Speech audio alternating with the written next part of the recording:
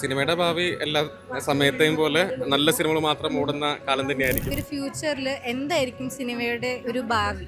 സിനിമയുടെ ഭാവി എല്ലാ സമയത്തെയും പോലെ നല്ല സിനിമകൾ മാത്രം ഓടുന്ന കാലം തന്നെയായിരിക്കും. പക്ഷെ എനിക്ക് ടെക്നിക്കലി ആണ് ഈ പറഞ്ഞ ഏറ്റവും കൂടുതൽ ഇപ്പോൾ AI വരുമ്പോഴൊക്കെയുള്ള ചേഞ്ചസ് വരാൻ പോകുന്നത്. അപ്പോൾ ഇപ്പം തന്നെ നമ്മൾ ഒരു സിനിമ ചെയ്യുമ്പോൾ അതിൻ്റെ ഒരു വിഷ്വൽ മറ്റേ എഫക്ട്സ് ബജറ്റൊക്കെ മാറിയിട്ടുണ്ട്. അപ്പോൾ അതുകൊണ്ട് ഒരു ഗുണം നമുക്ക് കുറച്ചുകൂടി ഇന്നോവേറ്റ് ആയിട്ടുള്ള കഥകൾ ആലോചിക്കാൻ പറ്റും.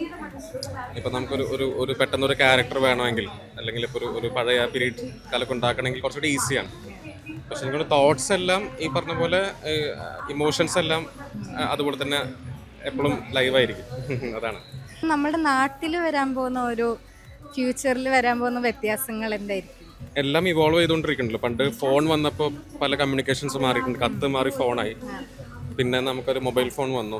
ഇപ്പോൾ ഇൻസ്റ്റാഗ്രാം വന്നപ്പോൾ ഇപ്പോൾ നമ്മുടെയൊക്കെ ഇപ്പോൾ ഞാനൊരു 20 മിനിറ്റുള്ള ഒരു വീഡിയോ അയച്ചാൽ നിങ്ങൾ കാണണമെന്നില്ല, ഒരു 4 മിനിറ്റോ അല്ലെങ്കിൽ താഴെയോ കാണുള്ളൂ. അപ്പോൾ അതിൻ്റെ ഒരു എനിക്കാണ് ആൾക്കാർ കുറച്ചുകൂടി ഈ സമയം കുറച്ചുകൂടി വാല്യൂ ചെയ്യുന്ന മോഡിലേക്ക് മാറി. അപ്പോൾ നമ്മളൊരു കണ്ടന്റ് ഉണ്ടാക്കുമ്പോൾ നമ്മൾ ആദ്യം ആലോചിക്കുന്നത് ഇത് കാണുന്ന ആളുടെ സമയം ഇത്രയേ ഉണ്ടാവുള്ളൂ, അറ്റൻഷൻ സ്പാൻ ഇത്രയേ ഉണ്ടാവുള്ളൂ എന്നുള്ളത്. അതിനെ അങ്ങോട്ട് പോകുന്നതോറും വളരെ ടൈറ്റ് ആയിക്കൊണ്ടിരിക്കുന്നതാണ് എനിക്ക് തോന്നുന്നത്.